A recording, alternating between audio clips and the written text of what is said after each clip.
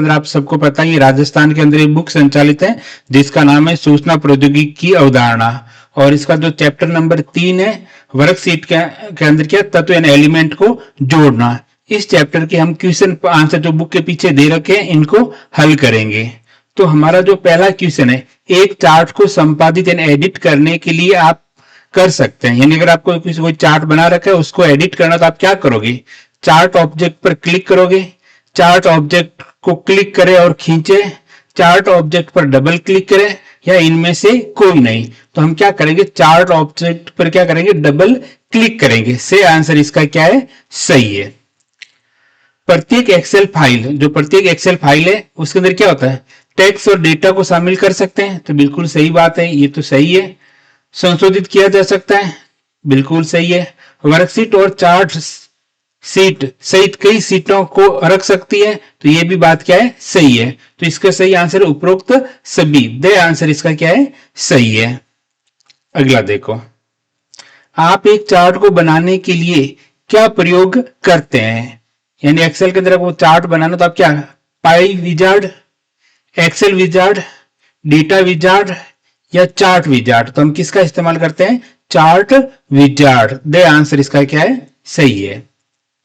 Excel में एक picture सम्मिलित करने के लिए निम्न में से पिक्चर विकल्प का उपयोग कहां से कर सकते हैं, यानी अगर आपको एमएस एक्सेल के अंदर कोई पिक्चर इंसर्ट करनी है, कोई फोटो या इमेज इंसर्ट करनी है, तो आप कहां से जाओगे, तो आपको ध्यान रखना ये मिलेगी आपको इंसर्ट टैब के अंदर, इंसुलेशन ग्रुप है वहां पर आपको ये पिक्चर इंसर्ट करने का विकल्प मिल जाएगा। ये आंसर क्या है, सही है।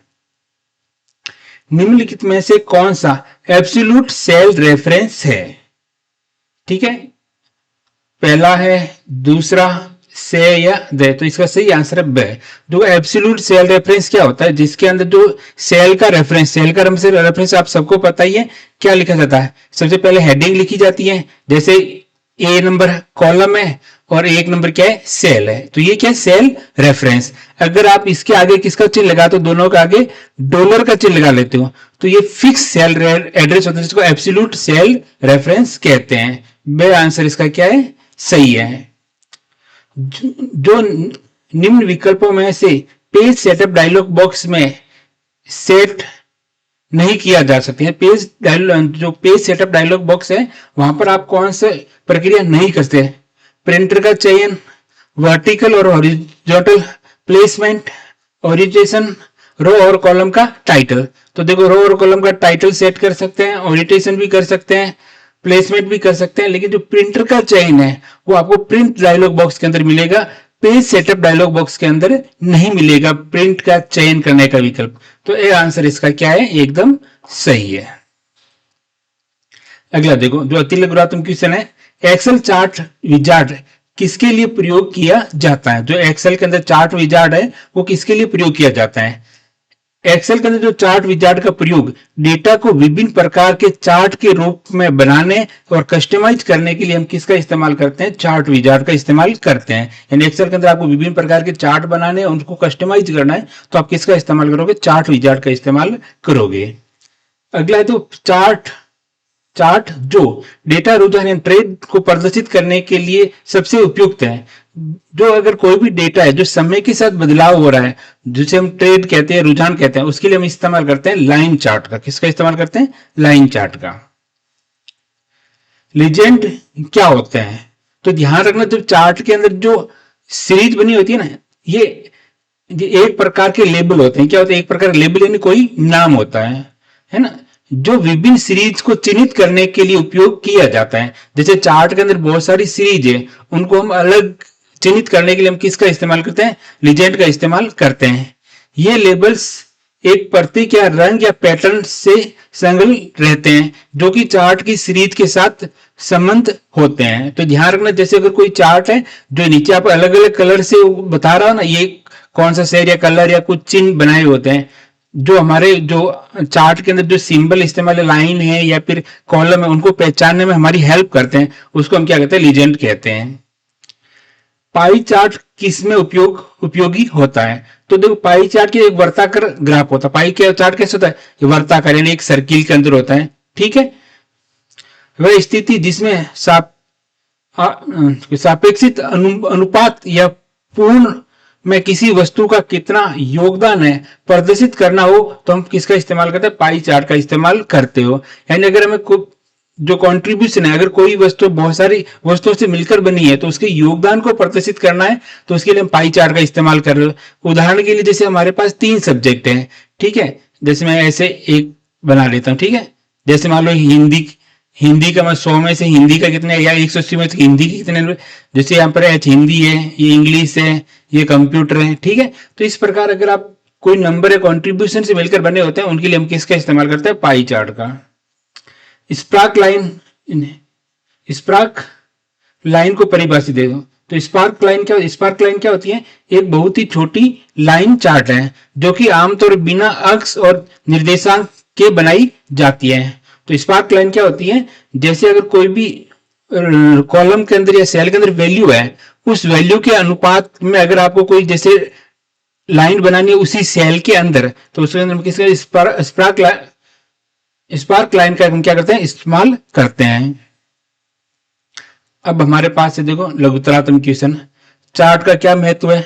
तो चार्ट आपको वर्कशीट के अंदर दर्ज किए गए डेटा को, कई प्रकार के ग्राफ की किस्मों को, विभिन्न प्रकार के ग्राफ को उपयोग करने और दृश्य चित्र फॉर्मेट के अंदर प्रस्तुत करने के लिए हम किसका इस्तेमाल करते हैं, चार्ट का इस्तेमाल करते हैं। अक्सर संख्यात्मक जानकारी को जब ग्राफिकल किसी एमएस एक्सेल चार्ट के रूप में प्रदर्शित करते हैं तो उसे समझना क्या हो जाता है, आसान होता है। जो संख्यात्मक आंकड़े होते हैं, अगर उसको आप किसी ग्राफ के रूप में या चित्र के रूप में प्रदर्शित करते हो तो उसमें समझना क्या होता है, आसान होता है। एक्सेल में आप नंबरों को एक चार्ट के रूप में दर्शा सकते हैं, यानी एक्सेल के अंदर किसी भी प्रकार का अगर नंबर है तो उनको आप एक चार्ट के रूप में प्रदर्शित कर सकते हो। एक्सेल में चार्ट के प्रकारों को समझिए। तो हम आवश्यकता के अनुसार डेटा को विभिन्न प्रकार से प्रदर्शित करने के लिए एमएस एक्सेल में कई प्रकार के हम चार्ट, एमएस एक्सेल कई प्रकार के चार्ट प्रदान करता है। जैसे कॉलम चार्ट है, ठीक है, जिसके अंदर वैल्यू किसके अंदर ऐसे कॉलम के रूप में दर्शाई जाती है। लाइन चार्ट है जिसके अंदर इसे ट्रेंड के रूप में। पाई चार्ट हमने बताया एक सर्किल के रूप में। बार चार्ट है वो कॉलम चार्ट की तरह ही होता है, जिस कॉलम चार्ट उसमें खड़े लाइन होती है, बार चार्ट के अंदर आड़ी लाइन होती है। एरिया चार्ट के अंदर क्या होता है कि अगर कोई भी वैल्यू सरफेस के अंदर कितनी जगह लेती है उसको एरिया चार्ट है। सेक्टर चार्ट के अंदर क्या होता है कि एक्स और वाई अक्षांश के अनुसार अगर कोई वैल्यू घूमती है उसके अनुसार सेक्टर के अनुसार दर्शाया जाता है। अगला लिखो, चार्ट टूल का क्या उपयोग है। तो आपको पता है जब भी आप चार्ट इंसर्ट करते हो, चार्ट पे क्लिक करते हो तो एक नया रिबन ओपन होता है जिसके अंदर तीन विकल्प होते हैं। देखो, जब भी आप चार्ट को किसी हिस्से पर क्या करते हो, क्लिक करते हो, तो आप देखते हैं कि रिबन पर एक चार्ट टूल, यानी कौन सा टूल ओपन होता है, चार्ट टूल नाम का एक रिबन या टैब ओपन हो जाता है, दृश्यमान हो जाते हैं। चार्ट टूल में शामिल 3 चार्ट कॉन्टेक्स्ट टैब होते हैं, जिसमें इसमें कितने टैब होते हैं, 3। कौन से, एक तो डिजाइन, लेआउट और फॉर्मेट। ये टैब्स केवल तभी दिखाई देते हैं जब आप कोई नया चार्ट बनाते हैं या जब आप किसी चार्ट पर क्या करते हो, क्लिक करते हो। तो ये तीनों जो चार्ट टूल है जिसके अंदर डिजाइन, लेआउट और फॉर्मेट है, ये कब ओपन होते हैं, या तो आप चार्ट के ऊपर क्लिक करते हो या फिर आप नया चार्ट बनाते हो, तब ये तीनों टैब क्या हो जाते हैं, ओपन हो जाते हैं। डिजाइन टैब के अंदर चार्ट के शेप को संशोधित करने के लिए उपयोग किया जाता है। तो डिजाइन टैब है जिसके अनुसार आप, अगर आपको चार्ट की जो शेप है, बनावट है, उसमें कोई बदलाव करना है, संशोधन करना, तो उसके लिए आप डिजाइन टैब का इस्तेमाल कर दो।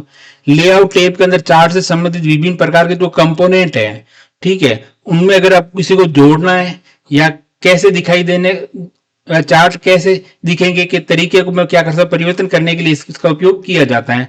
फॉर्मेट टैब विशेष प्रभाव लागू करने के लिए उपयोग किया जाता है, जैसे लेबल प्रभाव। अगला देखो, चार्ट्स को संशोधित करने के लिए विभिन्न तरीके लिखिए। देखो, आप चार्ट को परिवर्तन करने के लिए चार्ट कॉन्टेक्स्ट टैब का उपयोग कर सकते हैं। जब आप चार्ट पर क्या करते हो, क्लिक करते हो, तब ये टैब दृश्यमान हो जाता है। आप किसी विशिष्ट घटक के रेफरेंस से उसकी विशिष्ट सुविधा को तुरंत सुविधा तक तुरंत पहुंचने के लिए चार्ट के इन घटक पर दायां विकल्प भी क्लिक कर सकते हो। देखिए एक तो यह क्या होता है कि जब भी आप चार्ट के ऊपर क्लिक करते हो तो चार्ट टूल ओपन हो जाता है जिसके अंदर 3 टैब हैं, उसकी मदद से आप कोई भी चार्ट के अंदर संशोधन कर सकते हो। दूसरा तरीका है कि जो भी आपको संशोधन करना है चार्ट के अंदर जहां पर भी, तो उसमें आपको राइट क्लिक करना है और आपके उससे संबंधित जो विकल्प है वो ओपन हो जाते हैं और आप आराम से उसमें बदलाव कर सकते हो।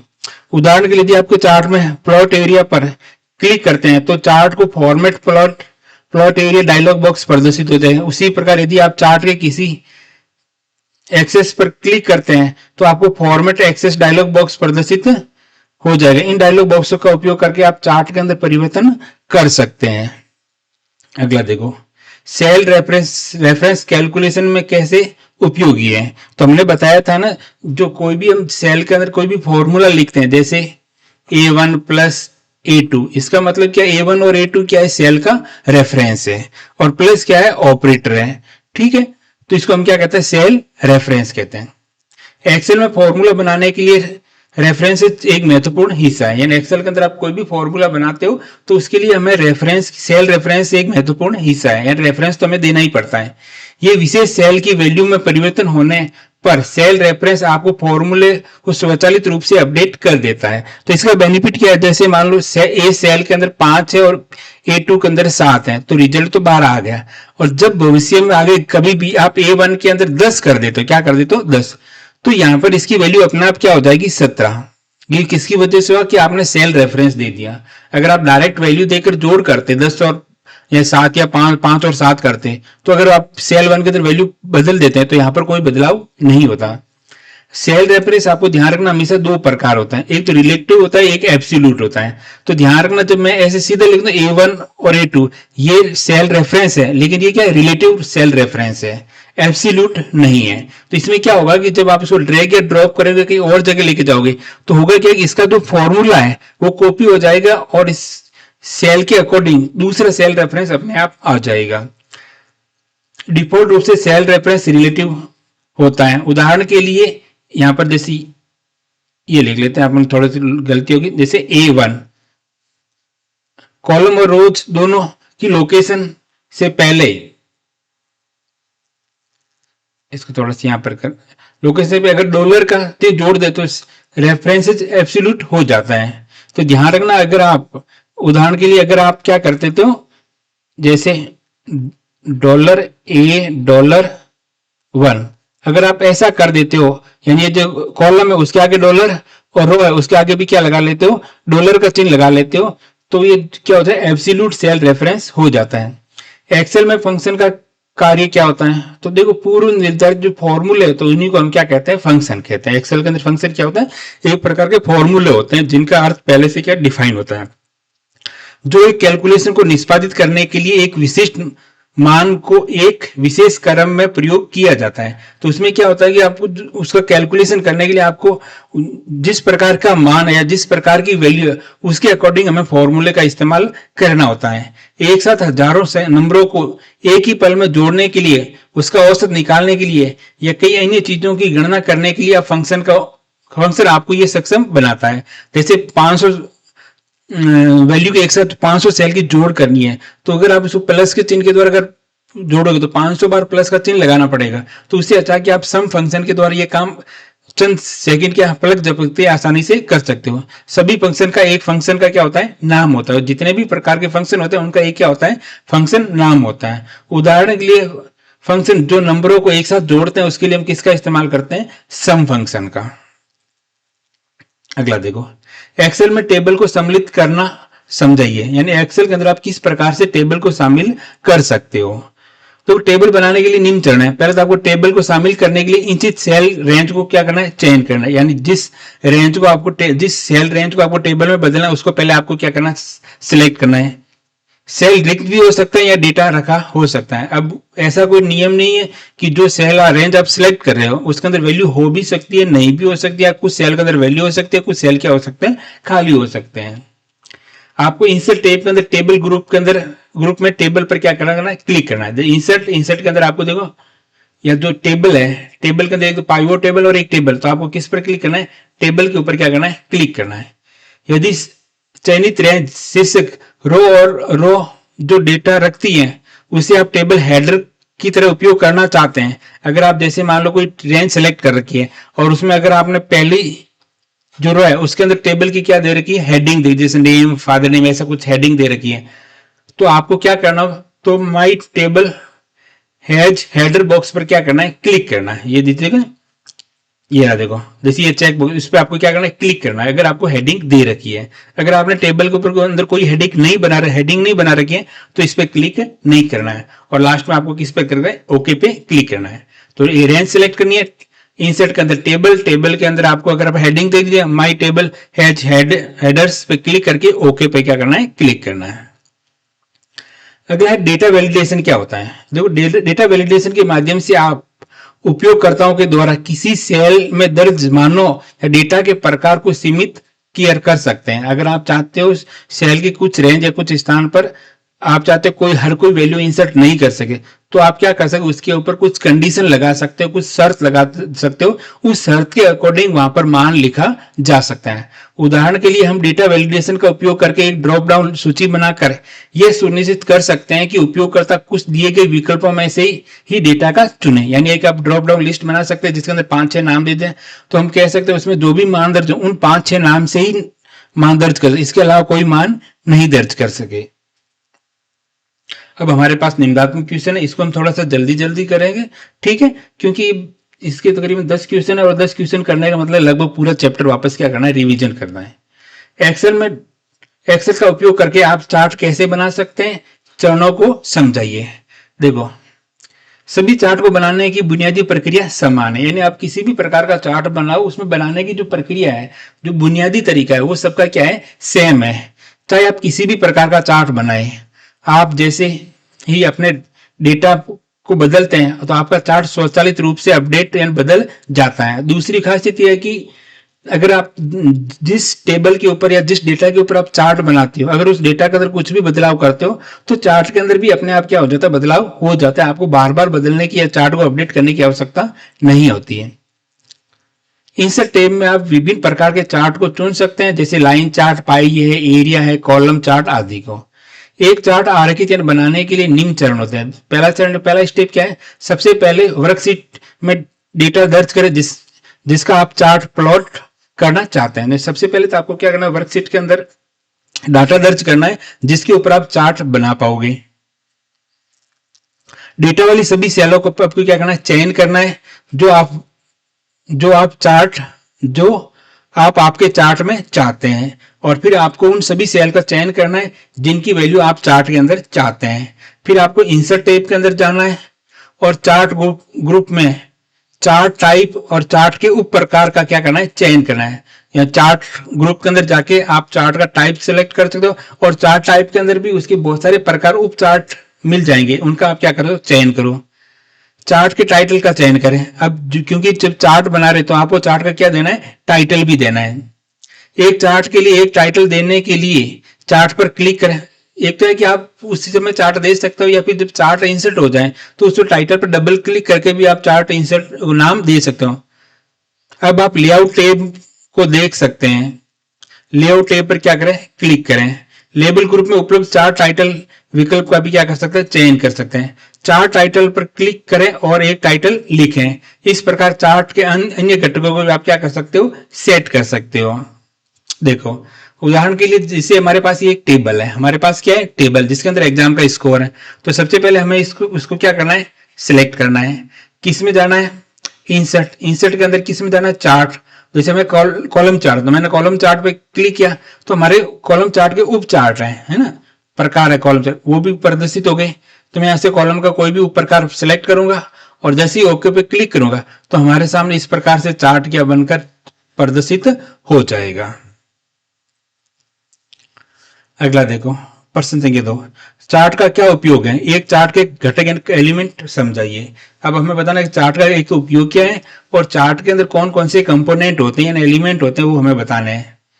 चार्ट आपको वर्कशीट में दर्ज किए हुए डेटा को कई प्रकार के ग्राफ की किस्मों का उपयोग कर एक दर्शित फॉर्मेट में प्रस्तुत करने देता है। चार्ट एक तो क्या करता है, आपके जो वर्कशीट के अंदर डेटा दर्ज है उसको इसके विभिन्न प्रकार के चार्ट ग्राफ का उपयोग करके एक चित्र फॉर्मेट के अंदर प्रस्तुत करता है। अक्सर संख्यात्मक जानकारी को ग्राफिकल किसी एमएस एक्सेल चार्ट के रूप में प्रस्तुत करते हैं, तब उसे समझना क्या हो जाता है, आसान होता है। तब उसे समझना क्या हो जाता है, आसान होता है। एक्सेल में आप नंबरों पर एक चार्ट के रूप में दर्शा सकते हैं। एक्सेल के अंदर जो नंबर है उसको आप एक चार्ट के रूप में आसानी से दर्शा सकते हैं। अब चार्ट के पहले कंपोनेंट कौन कौन से होते हैं देखो, तो एक चार्ट में कई घटक होते हैं। डिफॉल्ट रूप से कुछ घटक दिखाई देते हैं और दूसरों को आवश्यकता के अनुसार आप जोड़ भी सकते हैं। उदाहरण के थोड़ा आगे देखो, पहले देखो, जैसे एक चार्ट है तो यहाँ पर जो आपको जैसे स्कोर दिखा है, ये क्या है, चार्ट का टाइटल। चार्ट का क्या हो गया, टाइटल। क्या नाम है, स्कोर। अब क्योंकि ये चार्ट स्कोर किसका है, एग्जाम का स्कोर है, तो हमें देखो टाइटल, चार्ट का टाइटल तो एग्जाम स्कोर हो गया। वाई एक्सेस यानी जो ये बता रहे 70, 60, 50, 40, ये क्या है, स्कोर है, यानी किसी स्टूडेंट ने कितने नंबर लेके आए हैं। अब इनको पहचानने के लिए जो ये आड़ी लाइन है, इसको हम क्या कहते हैं, ग्रिड लाइन। क्या कहते हैं, ग्रिड लाइन। और जो ये तुम्हें आप लोगों को ये इतना सा चार्ट दिख रहा है, ये इतना सा एरिया, ठीक, इसको कहते हैं प्लॉट एरिया। क्या कहते हैं, प्लॉट एरिया। अगला है डेटा सीरीज, जो यहां पर ये है, ये अलग अलग, इसको हम क्या कहते हैं, डेटा सीरीज। और ये एक्स एक्सास जहां पर स्टूडेंट का नाम लिख रखा है, ठीक है। और ये जो पूरा है, इसको प्लॉट एरिया, ये बाहर वाला, इसको कहते हैं चार्ट एरिया। और यहां पर देखो, जैसे हमने लीजेंड पढ़ा था, जैसे ये जैसे फिजिक्स है, फिजिक्स का अलग कलर से दिखा रहा है, कौन से कलर से दिखा रहा है, तो ये क्या होगा, लेजेंड, जो किसी कलर के द्वारा, कलर और नाम के द्वारा प्रदर्शित करते हैं। और वाई एक्सास की ये वैल्यू है, ठीक है। अब देखो सबसे पहले क्या है, चार्ट एरिया। संपूर्ण एरिया जो चार्ट या अन्य घटक जैसे टाइटल्स है, लेजेंड आदि को आरक्षित होता है। यानी जो पूर्ण एरिया है, जैसे ये पूरा एरिया है ना, जो चार्ट का आपको दिखाई दे रही है पूरा, तो इसको हम, इस पूरे एरिया को हम क्या कहते हैं, चार्ट एरिया कहते हैं। प्लॉट एरिया जो रियल के अंदर जहां पर आपको चार्ट की जो लाइनें दिखाई देती हैं, उसको क्या कहते हैं, चार्ट एरिया का वो, इसे जहां पर चार्ट होता है उसको हम कहते हैं प्लॉट एरिया कहते हैं। चार्ट टाइटल, पूरे चार्ट के लिए दिया गया एक शीर्षक यानी नाम, जिसको हम क्या कहते हैं, चार्ट टाइटल। जैसे इस केस के अंदर हमने क्या था, एग्जाम स्कोर चार्ट का क्या हो गया, टाइटल हो गया। Chart axis title. अब आपको पता है चार्ट के अंदर एक एक्स एक्सास होता है और एक वाई एक्सास होता है। X axis title, X axis title data range में दिया गया एक शीर्षक होता है। वाई एक्सेस टाइटल, वाई से टाइटल डेटा रेंज में दिया गया क्या होता है, एक शीर्षक होता है। लीजेंड हमने बता ही दिया, ये एक प्रकार का लेबल होता है जो विभिन्न सीरीज को चिन्हित करने के लिए उपयोग किया जाता है। ये लेबल्स एक प्रतीक या एक रंग या एक पैटर्न को संलग्न करते हैं, जो कि चार्ट को सीरीज के साथ संबंध होते हैं। हॉरिजॉन्टल और वर्टिकल एक्सास होती है, लिखी होती है। डेटा का लेबल हो गया, प्लॉट किए गए हुए डाटा सीरीज का मान। और ग्रिड लाइन आपको पता है, ये कैटेगरी दर्शाने के लिए अलग, उसे हम किसकी इस्तेमाल करते हैं, ग्रिड लाइन का। तीसरा क्वेश्चन है हमारे पास, ऑर्गेनाइजेशन चार्ट की व्याख्या कीजिए। यानी ऑर्गेनाइजेशन चार्ट क्या होता है, ये वर्ड आर्ट होता है या फिर स्मार्ट आर्ट कह सकते हैं, ठीक है, स्मार्ट आर्ट, ठीक है। एक तो चार्ट होता है जिसके अंदर, ठीक है, और एक होता है स्मार्ट आर्ट। तो हम ऑर्गेनाइजेशन चार्ट को हम स्मार्ट आर्ट भी कहते हैं। एक ऑर्गेनाइजेशन चार्ट एक कंपनी के भीतर किसी ऑर्गेनाइजेशन के प्रबंधनीय संरचना, जैसे विभाग, प्रबंधनों, गैर प्रबंधन कर्मचारी को ग्राफिकल रिप्रेजेंट प्रस्तुत करता है। एमएस एक्सेल में किसी स्मार्ट आर्ट ग्राफिक्स का उपयोग आप ऑर्गेनाइजेशन चार्ट बना सकते हैं। यानी एमएस एक्सेल के अंदर आप जो स्मार्ट आर्ट ग्राफिक्स है, उसका उपयोग आप ऑर्गेनाइजेशनल चार्ट बनाने के लिए कर सकते हो। इसे अपनी वर्कशीट में शामिल करने के लिए आपको क्या करना है, ऑर्गेनाइजेशनल चार्ट पर बनाने के लिए निम्न चरण है। इंसर्ट टैब के अंदर जो इंसुलेशन ग्रुप है, उसमें आपको स्मार्ट आर्ट पर क्या करना है, क्लिक करना है। Choose a smart art graphics window में हायरार्की पर क्या करना है, क्लिक करना है। चार्ट डिजाइन का चयन करके ओके पे क्या करना है, क्लिक करना है। प्रथम सेव में टेक्स्ट शब्द पर क्लिक करें और संबंधित कर्मचारी का टाइटल और नाम लिखें। इस प्रकार से सेव को भी दोहरा सकते हैं। जैसे सबसे पहले इंसर्ट के अंदर जो स्मार्ट आर्ट है, यहाँ पर आप जैसे आप यहाँ पर लीजिए हायरार्की, इसको ले सकते हो, जिसके अंदर एक ऐसे, अगर आप कोई सिंबल बनाना, कैसे ऐसे, इस रूप में कोई चार्ट बनाना है तो आप इसका इस्तेमाल कर सकते हैं। जैसे कंपनी के टॉप में कौन है, 2 नंबर पे कौन है, 3 नंबर लेवल पे कौन है, इस प्रकार। एक्सेल में फंक्शन की व्याख्या कीजिए। तो फंक्शन की डेफिनेशन हमने पहले पढ़ी थी, वो सेम ही है, ठीक। तो एक्सेल के अंदर जो फंक्शन है वो क्या होता है, पूर्व निर्धारित फॉर्मूले होते हैं जिनको हम जरूरत के अनुसार इस्तेमाल करते हैं। तो हम पहले उदाहरण समझ लेते हैं, परिभाषा तो हमने पहले पढ़ी थी। देखो एक उदाहरण है जैसे सम, यहाँ पर लिखा हुआ A1 to A8। तो A1 क्या है, सेल रेंज है, सेल रेंज A1 से लेकर A8 तक है, ठीक है। ठीक, इन सेल रेंज के जो भी वैल्यू है उनकी ये क्या करेगा, सम करेगा। और अब पता है फंक्शन या फॉर्मूले किसे शुरू होता है, बराबर के, इक्वल टू के सिंबल के द्वारा शुरू होते हैं। मानो कि योग करने के लिए हम सम फंक्शन का क्या कर सकते हैं, उपयोग कर सकते हैं। यहां पर लिखा हो देखो एवरेज, औसत ज्ञात करना। A1 से A10 के बीच में जितनी भी वैल्यू है उनको क्या करना, मानो क्या करता है, एवरेज ज्ञात करेगा। अब इनमें देखो अपने को मान दे रहे हैं, जोड़ करनी तो हमें वैल्यू चाहिए, एवरेज निकालनी वैल्यू चाहिए। ये क्या कहता है, वर्तमान दिनांक लौटाता है, टुडे। तो इसके अंदर आपको किसी भी प्रकार के आर्ग्यूमेंट पास करवाने की आवश्यकता नहीं होती है। एक्सेल में रेफरेंस को समझाइए, तो वैसे भी हमने रेफरेंस पहले पढ़ा था, ठीक, वो सेम ही है, थोड़ा बहुत बढ़ा के अधिक लिखा। एक्सेल में फॉर्मूला बनाने के लिए रेफरेंस एक महत्वपूर्ण हिस्सा है। एक विशेष सेल की वैल्यू में परिवर्तन होने पर सेल रेफरेंस आपके फॉर्मूले को स्वचालित रूप से अपडेट कर देता है। सेल रेफरेंस आपको पता दो प्रकार को, एक रिलेटिव होता है, एक एब्सोल्यूट होता है। डिफॉल्ट रूप से जो सेल रेफरेंस वो कैसा, रिलेटिव सेल रेफरेंस होता है, ठीक है ना। जैसे A1 है तो ये कैसा है, रिलेटिव सेल रेफरेंस। जबकि $A $1 ये कैसा है, एब्सोल्यूट सेल रेफरेंस। उदाहरण के लिए, ठीक है, ये पे यहां पर भी चलो चेंज नहीं हुआ, बराबर का चिन्ह है, ठीक है, डॉलर का चिन्ह $1। कॉलम और रो दोनों की लोकेशन से पहले किसका चिन्ह लगाया, डॉलर का चिन्ह है। जोड़ने से रेफरेंस एब्सोल्यूट हो जाता है, ठीक है। जब भी आप कॉलम और रो का जो नाम है सेल के अंदर, सेल रेफरेंस के अंदर, उसके आगे डॉलर का चिन्ह लगा ले तो कौन सा बन, एब्सोल्यूट सेल रेफरेंस बन सकता है। पूरे सेल रेफरेंस को स्थिर करने के लिए डॉलर चिन्ह को कॉलम और रो दोनों की लोकेशन से पहले जोड़ दिया जाता है। अगर आप चाहते हो पूरी सेल रेंज, जो सेल रेंज है वो हर फॉर्मूले के उसी सेल का इस्तेमाल हो, तो उसको हमें सेल को हमें क्या करना होता है, फिक्स करना होता है। तो उसके लिए रो और कॉलम का जो सेल का नाम है उसके आगे डॉलर का चिन्ह जोड़ देते हैं। रेंज और फॉर्मूला सहित सभी स्थितियों में जहां पर सेल रेफरेंस की आवश्यकता होती है, रिलेटिव और एब्सोल्यूट सेल रेफरेंस का इस्तेमाल किया जा सकता है। आप मिश्रित सेल रेफरेंस का बना सकते हैं। इस तरह के रेफरेंस में कॉलम एब्सोल्यूट या रो रिलेटिव हो सकती है। इसके विपरीत जैसे कॉलम रिलेटिव हो सकता है और रो एब्सोल्यूट हो सकती है।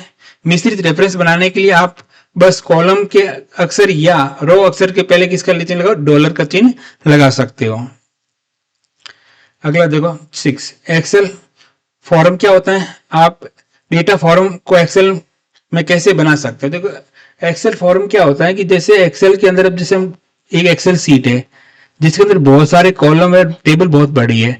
अब क्योंकि अगर डाटा बड़ा है तो हमें क्या करना पड़ता है, स्क्रॉल करना, वर्टिकल और हॉरिजॉन्टल क्या करना, स्क्रॉल करना पड़ता है। तो उससे बचने के लिए हम क्या बना सकते हैं, एक फॉर्म बना सकते हैं। जैसे एग्जाम के अंदर आप फॉर्म, जैसे कोई भी कंपटीशन का एग्जाम भरते हो तो उसके अंदर बहुत सारे बॉक्स बने होते हैं जिसके अंदर हम वैल्यू इंसर्ट करते हैं, ठीक है। तो उस प्रकार से एक क्या बना सकते हैं, फॉर्म बना सकते हैं। यदि आपकी स्प्रेडशीट बहुत बड़ी है और आपको डेटा दर्ज करने के लिए लगातार आगे पीछे स्क्रॉल करना पड़ता है, ऐसी स्थिति में डेटा फॉर्म आपके लिए महत्वपूर्ण, आपके लिए बहुत सहायक हो सकता है। एक डेटा फॉर्म किसी रेंज या टेबल की एक पूर्ण रो की जानकारी को क्षैतिज रूप से स्क्रॉल किए बिना प्रदर्शित करने के लिए सुविधाजनक साधन प्रदान करता है।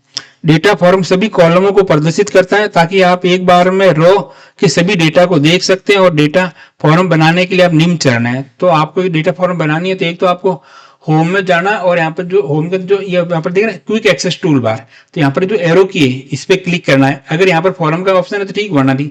जैसे इस पे क्लिक करोगे तो आपको एक ड्रॉप डाउन लिस्ट हुई, तो यहाँ पर आपको किसी में मोर कमांड पे क्या करना है, क्लिक करना है।